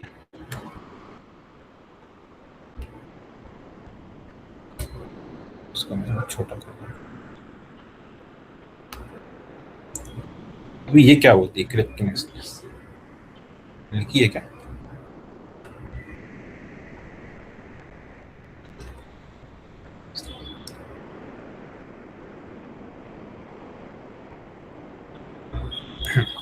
अभी क्या करते हो आप लोग, जैसे कि कहीं भी आपको कोई डेटा जो है आपने कोई अपलोड किया, चलो इसके पहले मैं एक चीज बताता हूँ कि आप जो डेटा स्टोर करते होगे गाइस, इसके पहले मैं आपको एक चीज बताता हूँ कि ये क्या होता है कि आप जो डेटा स्टोर करते हैं, यहाँ पे अपन ने कहा कि एक सेकंड में थोड़ा सा इसको पहले, इसके पहले मैं आपको इसके पहले एक चीज बता दूं। यहाँ पे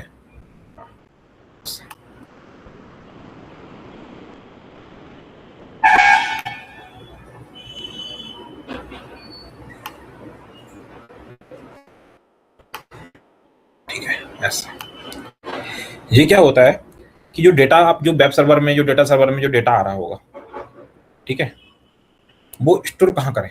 यदि मान के चलो मैंने यहाँ पे सर्विस होती है आपकी EBS में भी आपके ऑप्शन होता है, ठीक है, बट इसमें क्या होता है EBS में और EFS करके होता है, 2 स्टोरेज सर्विस होती है। कौन कौन सी? यहाँ पे स्टोरेज सर्विस पे हम बात करें, मैंने यहाँ पे ऊपर EBS लिखा हुआ है, तो मैं यहाँ पे क्लिक देता हूँ स्टोरेज सर्विस। इसके अंदर आपकी जाएंगी EBS, एक जाती है EFS, एक जाती है आपकी S3। अभी क्या होता है इनमें, जो EBS होता है आपका, वो कैसा होता है, चार्जेस का थोड़ा चार्ज हाई रहता है जो अटैच रहता है, और इसका एक प्रॉब्लम है इसमें, जैसे कि आपको साइज चाहिए है तो आपको साइज बढ़ाना पड़ता है।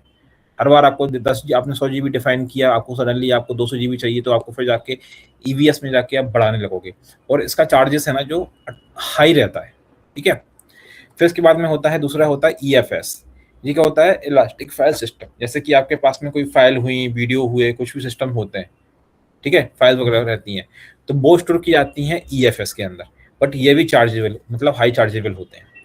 इसके अंदर AWS के अंदर सर्विस होती है that is called the S3 service. S3 bucket. इसमें क्या होता है कि आप कितना भी डेटा डाल दो, कोई भी डेटा डालो ऑर्गेनाइज लेवल पे, और आपको रिटेंशन पीरियड भी मेंटेन करना है, आप चाहते हो कि जो डेटा एक्सेसिबल है वो मुझे बार बार चाहिए, या जो डेटा ओल्ड डेटा है मुझे नहीं चाहिए बार बार, बहुत कम रिक्वायरमेंट है, मुझे हिस्टोरिकल डेटा स्टोर करके रखना है, वो सारी सर्विसेज चाहिए हैं। तो उन सर्विसेजों को रखने के लिए क्या करता है कि AWS ने बहुत मिनिमम चार्ज पे आपके लिए ऑप्शन देता है, वो date is called the S3। ठीक है, तो S3 एक बकेट होती है जहां पे क्या करते हो आप लोग डेटा को पूरा स्टोर करके रखते हो। ठीक है, तो ये डेटा को आप स्टोर करने के लिए आप एक सर्विस का यूज करते हो, that is called the S3 bucket. ठीक है, तो इस सर्विस का यूज कहाँ कर देंगे हम, डेटा को स्टोर करने के लिए। तो यहाँ पे आप कहीं से भी समझ लो कि डेटा कहीं से भी आ रहा है आपके पास में, चाहे आप एप्लीकेशन सर्वर से कनेक्ट कर दो इसको, चाहे डीबी से कर दो, हर एक कंपनी का डेटा जो रहेगा आपका इसके अंदर अटैच रहेगा आपका, यहाँ से भी, जहाँ पे आप क्या करते हो, स्टोर करके रखते हो डेटा को। ऐसे सारा डेटा क्या करोगे, फोल्डर बनाते बनाते बनाते आप लोग उसको स्टोर करके रखोगे। ठीक है, अभी स्टोर करने के बाद में यहाँ पे अब आज की डेट में क्या हो रहा है कि जो डेटा आपने स्टोर किया, तो स्टोर करने के बाद में आपके पास में एक प्रॉब्लम आती है। क्या प्रॉब्लम आती है कि कोई कंटेंट जो आप डाल रहे हैं, क्या कर रहे हैं, कंटेंट डाल रहे हो आप, तो उसका फिल्ट्रेशन चलता है। ठीक है, यानी कि यहाँ पे कि आप अनऑथराइज्ड डेटा या कोई भी ऐसा डेटा जो कि आपको नहीं डालना चाहिए। ठीक है, जैसे कि आप आज की डेट में फेसबुक पे या फिर कहीं पे भी आप देखते होंगे, तो वहां पे कंटेंट फिल्टर रहता है। जैसे कि कोई भी अनऑथराइज हो, चाहे ChatGPT में जाओ, अनऑथराइज वीडियोस कोई भी आप बना लो जो कि पर्सनल है, कोई भी है, आप हर कुछ डेटा नहीं डाल सकते हो आप पब्लिकली। तो उसके लिए क्या होता है कि एक यहाँ पे एप्लीकेशन होती है, तो यहाँ पे भी वही एप्लीकेशन रहती है जो कि आप जो कंटेंट डाल रहे हो कहाँ पे, S3 में, तो उसको चेक करने के लिए एक एप्लीकेशन होती है AWS में, that is called the recon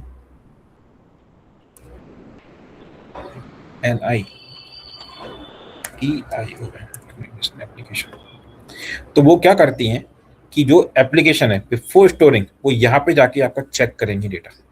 कोई भी एप्लीकेशन इसमें जाएगी और इसमें जाने के बाद में ये कहाँ जाएगी आपकी, इसमें जाएगी S3 के, स्टोर करेगी आपको ये डेटा।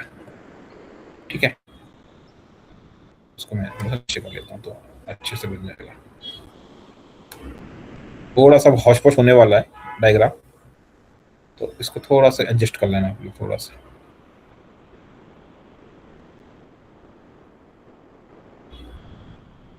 ऐसे डेटा आपका ये S3 के अंदर जाता है ऐसे। तो यानी कि जो फिल्टर करोगे डेटा, तो इसको क्या बोल सकते हैं आप, कंटेंट फिल्टर बोल सकते हैं उस चीज को। जो भी आप डालोगे इस एप्लीकेशन से क्या होगा, जेड।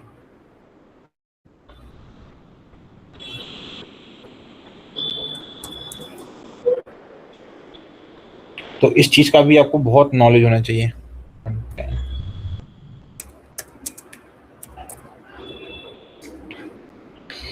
TER कंटेंट फिल्टर, इसको ऐसा बोल सकते हैं जी, कंटेंट फिल्टर एप्लीकेशन है। क्लियर हुआ यहाँ तक? देखो यहाँ पर इसकी डेफिनेशन भी लिखी होगी मैंने, में ये लिखी है क्या मैंने,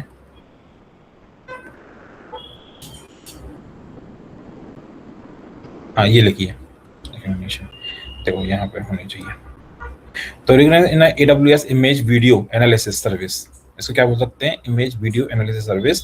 it used to the identify the object, people, text and activities in a image video. जैसे कि फेस डिटेक्शन करने वाले हों, आप ऑब्जेक्ट या कोई इसकी डिटेक्ट कर रहे हो, टेक्स्ट डिटेक्शन कर रहे हो, क्या डाल रहे हो, किसको लिख रहे हो, वीडियो क्या डाल, वो सारी सर्विसेज चेक करने के लिए ये वाली सर्विसेज यूज होती है। क्लियर यहाँ तक? जो कि हम डेटा को स्टोर करते हैं। अब इसके बाद में एक सर्विस और होती है, कौन सी होती है, एक होती है KMR। इसके बाद में यहां लगती है आपकी KMR सर्विस, सॉरी KMR नहीं, EMR, सॉरी EMR सर्विस है, सॉरी मैं KMR बोल रहा हूँ। ठीक है, अभी ये KMR सर्विस क्या करती है आपको बताते हैं। इसको अटैच कर दो, ठीक है, अभी देखो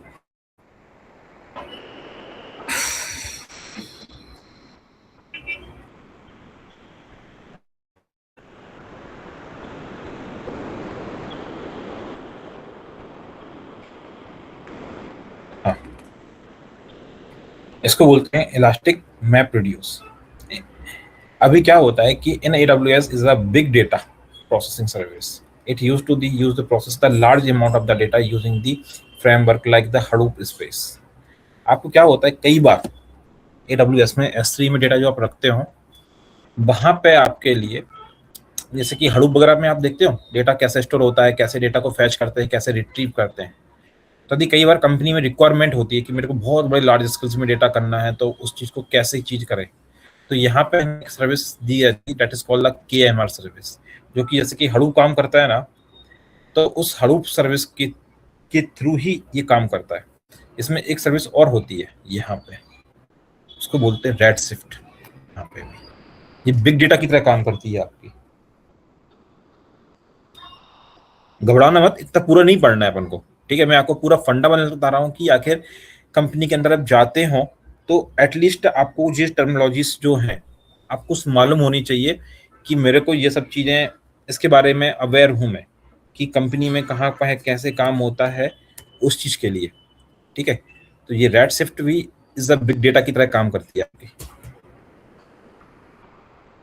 ठीक है। देखो यहाँ पे रेडशिफ्ट भी दिया हुआ, Redshift is a data warehouse, big data, ये ऐसे काम करती है आपका। क्लियर हुआ यहाँ तक? कोई दिक्कत किसी को? No sir. ठीक है। और एक सर्विस अब क्या बचा है मेरे पास में बताने के लिए, हाँ ये वाली वेबसाइट। जैसे क्या होता है जब आप डेटा लिखते हो आप पूरा, कहाँ पे, यहाँ पे, तो कंपनी में ये कहाँ लिख गया,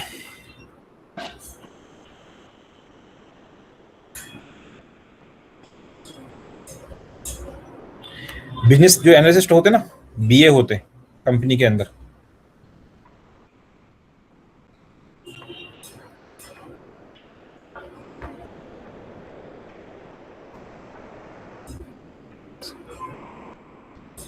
तो जो BA होते हैं ना उनके लिए पूरा बिजनेस एनालिसिस करने के लिए क्विक साइट करके एक ऑप्शन होता है यहाँ पे AWS देता है कि जो BA लोगों को होता है ना कि BA बिजनेस डेटा एनालिस्ट होते हैं, जितने भी बिजनेस एनालिस्ट होते हैं कि डेटा में क्या चाहिए क्या नहीं चाहिए, कैसा बिजनेस रहेगा, कैसे करेंगे, तो उन सब फैसिलिटी को करने के लिए तो वो सब चीज़ें वो रेड हेड से डेटा उठा के, बिग डेटा से उठा के यहाँ पे जाते हैं और पूरा का पूरा डेटा को एनालिसिस करने के काम में आपको यूज़ करते हैं आपको, ठीक।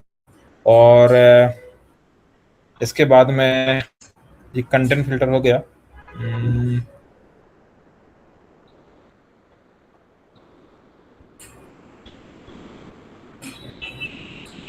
ठीक है, इसमें मेरे को एक चीज और लगानी थी, क्या,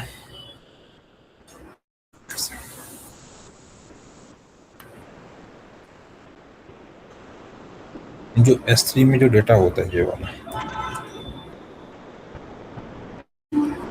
वाला डेटा,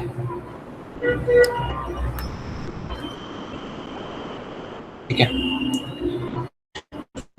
इसके पहले क्या होता है कि CDN करके यहाँ पे ऑप्शन होता है जो कि आपके, और यहाँ पे CDN, जब भी आप कोई वेबसाइट बनाते हो कुछ भी करते हो तो यहाँ पे CDN एप्लीकेशन लगती है, जो कि आपके यहाँ से जो DNS सर्वर से पूरा कनेक्ट करके CDN के थ्रू आपके जो S3 रहता है, जो कंटेंट फिल्टर रहता है, यहाँ पे जाके वो चेक करता रहता है पूरा का पूरा। एक एप्लीकेशन CDN एप्लीकेशन होती है यहाँ पे कंटेंट फिल्टर पे। थोड़ा सा मैं प्रॉपर करता हूँ डायग्राम आपके लिए, ठीक है। और यहाँ पे एक एप्लीकेशन लगती है लॉग मॉनिटरिंग करने के लिए, लैम्डा फंक्शन। यहाँ पे एक फंक्शन लगता है लैम्डा फंक्शन, इनके बारे में बताता हूँ, समझाता हूँ 2 मिनट में। बना दो डायग्राम मेरा बिगड़ रहा है, नहीं तो मैं भूल ना जाऊँ। लैम्डा एक एप्लीकेशन मेरी यहाँ पे लगेगी लैम्डा फंक्शन की, LAMB ये लैम्डा फंक्शन, तो जो कि यहाँ से इसको चेक करेगा आपको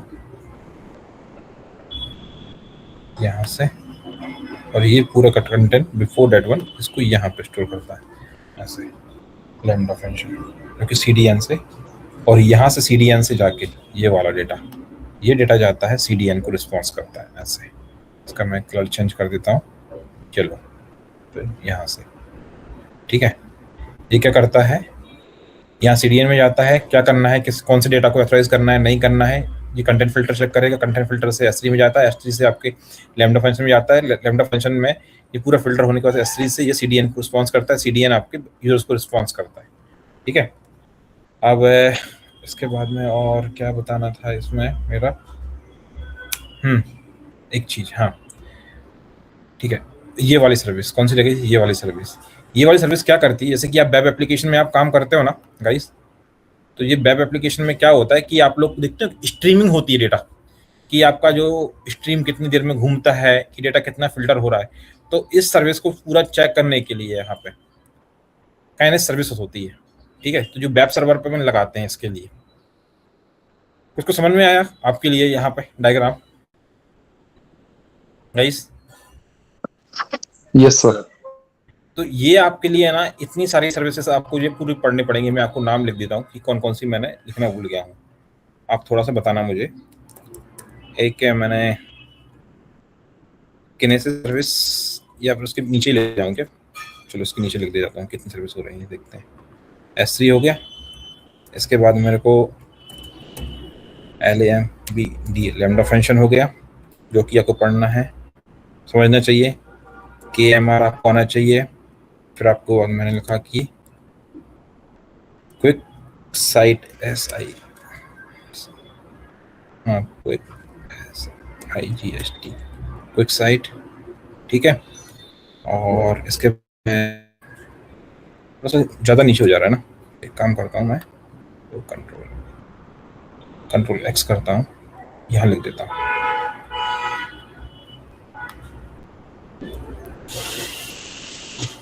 ये आपका हो गया 28,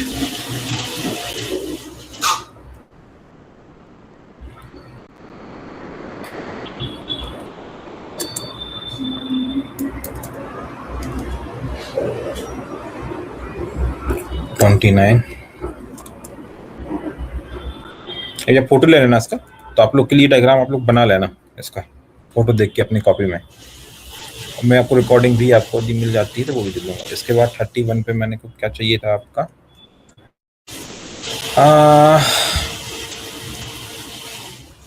लिख लिया क्या मैंने,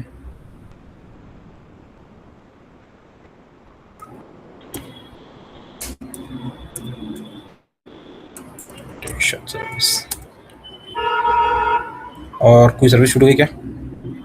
लगभग 31 सर्विस हो गई अपनी, राइट? कोई छुट्टी है क्या? कोई जरा, हाँ AMS छूट गई ना अभी तो, पर ACM नहीं लिखी अपन ने। 32 पे ACM छोड़ दो, ये अपन को सर्विस आनी चाहिए ACM। और कोई सर्विस जो अपन को नहीं पड़ी देखी है, इसके अलावा भी बहुत सारी सर्विस हैं। देखो यहाँ पे ना क्लाउड में 1000+ सर्विस है गाइस, CDN लिखा भी मैंने, CDN। तो ये सर्विसेज हैं जो कि आपके लिए ना बहुत इंपॉर्टेंट है। तो गाइस आप लोग है इसका फिलहाल फोटो ले लो, छोटा कर देता हूँ, थोड़ा सा छोटा करूँ क्या? नहीं दिख रहा, इतना ठीक है साइज सबके लिए गाइस? कॉल पे हो क्या?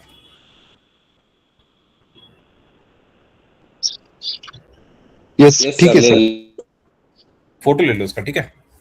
मैं आपको फिर बाद में बताता हूँ। ये डॉक्यूमेंट भी मैं आपको है ना गूगल ड्राइव पे ऐसे अपलोड करते हो ना, तो मैं आपको पूरा का पूरा डेटा आपको दे दूंगा। अभी अपन जो पढ़ेंगे, जैसे और दो चीज़ें और रह गई इसमें, कि गार्ड सिक्योरिटी। ठीक है, गार्ड सिक्योरिटी क्या करता है कि जैसे कि आपके जो थ्रेड आते हैं तो उनको पूरा चेक करने के लिए यहाँ पे गार्ड सिक्योरिटी रहता है एक, यहाँ पे लगती है कि जो भी आपके थ्रेड्स आ रहे हैं नहीं आ रहे हैं, ये भी आपकी एक सर्विस है। ठीक है, 34 पे जाएंगे तो गार्ड सिक्योरिटी, और AWS इंस्पेक्टर, ये भी आपका एक इम्पोर्टेंट है, जो कि मैं यहाँ पे मैं रख देता हूँ। ठीक है, इनको भी मैं ऐड कर देता हूँ। इनका यूज़ मैं आपको बता देता हूँ। अब अपन चलते हैं 1 बाय 1 सर्विस आपको समझा देता हूँ फटाफट। टाइम हो गया है, 5 मिनट और लूँगा, इसके बाद मैं ख़त्म करता हूँ ऐसे। अब चलते हैं। देखो गार्ड सिक्योरिटी क्या करता है, देखो AWS the guard security in AWS direct the service it use to the monitor AWS environment, direct the security threats, कि आपके सिक्योरिटी थ्रेट्स हैं कि नहीं है, उन सबका यूज करने के लिए होता है। ठीक है, जैसे कि BPC का फ्लो लॉग्स प्रॉपर चल रहा है कि नहीं है, क्लाउड ट्रेल प्रॉपर चल रहा है कि नहीं चल रहा है, DNS सर्वर्स अलर्टिंग आपकी प्रॉपर्ली हो रही कि नहीं हो रही, तो वो गार्ड ड्यूटी के थ्रू होता है।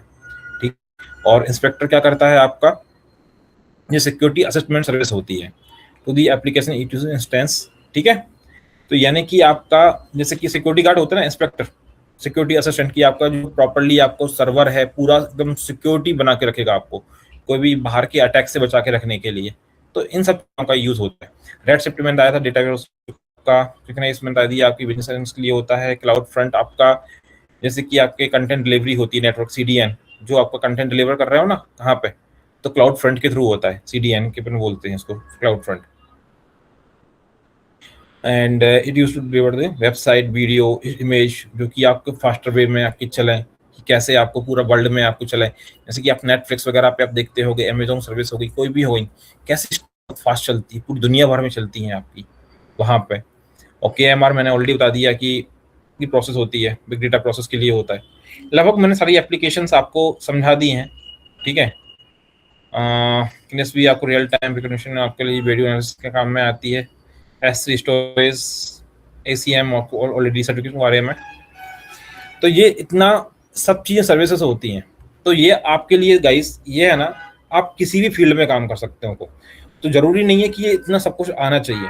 यदि आपको है ना 50-60 लाख का पैकेज चाहिए है, 70 लाख का पैकेज होना चाहिए, तब आपके लिए ये सारी चीज़ें आपका होना चाहिए, जब आप बड़े पोजीशन पहुँचते हो आप एज आर्किटेक्ट सोल्यूशन प्रोफेशनल। तो ये किस लिए काम में आती हैं, किस समय काम में आती है, बट आप रियल टाइम में हो भी, आपका एक्सपीरियंस है, तो आपको है ना कोई बंदा IAM पे काम करेगा, कोई ऑटो स्केलिंग पे काम करेगा, कोई EC2 इंस्टेंस पे काम करेगा, कोई वेब सर्वर पे काम करेगा, कोई अकेला सिर्फ अलर्टिंग पे काम करेगा।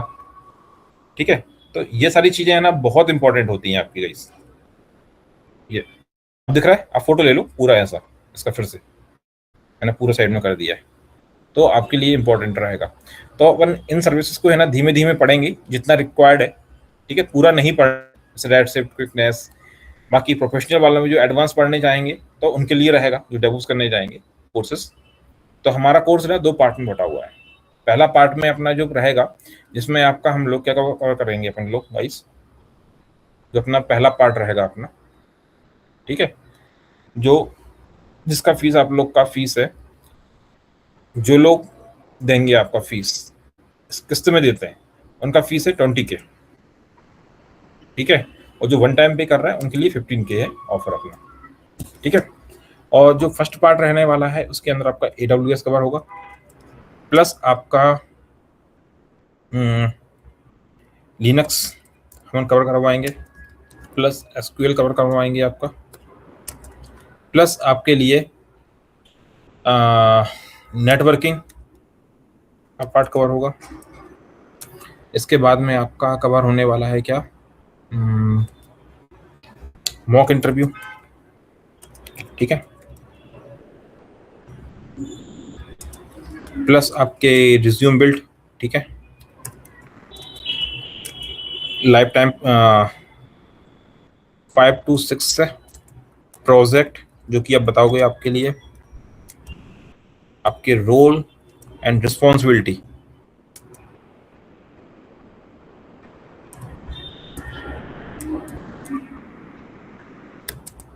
Role and responsibilities. ठीक है, तो ये सारी चीज़ें आपकी कवर होने वाली हैं। ठीक है, तो इसके बाद मैं अभी के लिए मैं स्टॉप कर रहा हूँ आज के लिए।